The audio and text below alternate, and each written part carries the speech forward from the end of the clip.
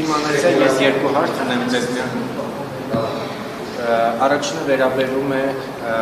Հայկ Սարգսյանի նախագծին, որի վերաբերյալ դուք ևս ձեր գրասենյակը հայտարարություն տարածել էր,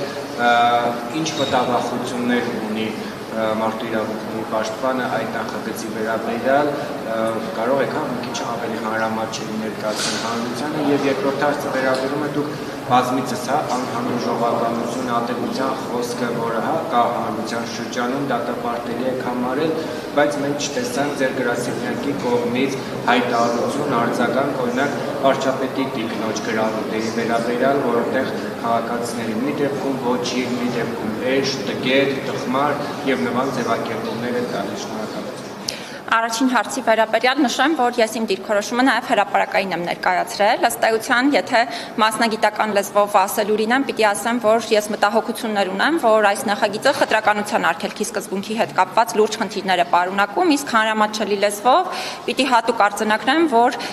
ես անթույլատրելի եւ անընդունելի եմ համարում սոցիալական ցանկացած շերտավորում մեր երկրում, որը կարող է կապված լինել այդ թվում սահմանադրությամբ սահմանված պարտականությունների հետ եւ չի կարելի երկրում այնպիսի իրավակարգավորումներ եւ այնպիսի մեխանիզմներ նախատեսել, որոնք կարող են մարդկանց համար առնվազն հանրային ընկալումների առումով տպավորություն ձևավորել, որ որևէ պարտականության հետ կապված արտոնությունը կարող է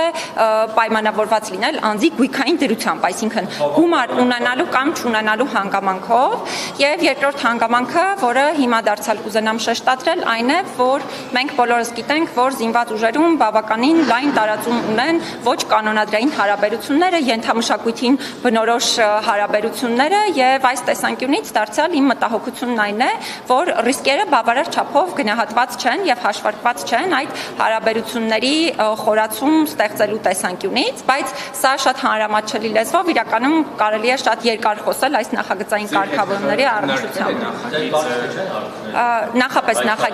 Նախապես նախագիծը չի քննարկվել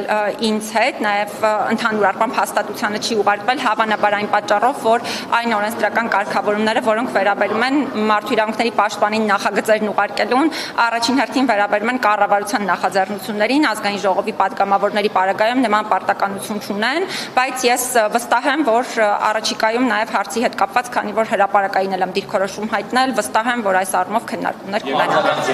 Երկրորդ հարցի հետ կապված էլ շատ կարճ ուղղակի ասեմ, որ մեր լիազորությունները տարածվում են բացառապես պետական մարմինների եւ պաշտոնատար անձանց վրա, հետեւաբար ընդհանրապես իրավասու սուբյեկտ չեմ հարցի վերաբերյալ պատասխանելու համար, ինչ վերաբերում է այս նախագծին, դարձյալ դուք ամեն դեպքում պարտավոր եք բոլոր քաղաքացիների իրավունքները պաշտպանել, անհանդուրժ ժողովրդականությունը եւ անհավասարությունը բոլորի դեպքում է արտահայտելի եւ դատապարտելի գործընթաց։ Հետեւաբար, այսինքն միայն պաշտոնատար անձը իրավունք չունի մյուսին վիրավորել։ Իմ լիազորությունները տարածվում են բացառապես պաշտոնատար անձանց վրա։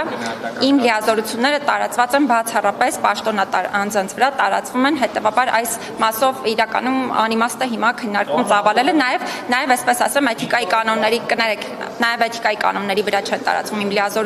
լիազորությունները այս առումով սահմանափակված են, ի տարբերություն ինձ նման ոլորտում լիազորություն ունի կոռուպցիայի կանխարգելման հանձնաժողովը, հետեւաբար կարծում եմ այս հարցը կարող եք իրենց ուղղել, եթե նախագծի հետ կապված էլի հարցեր կան, ուրախ կլինեմ դրանց պատասխանել։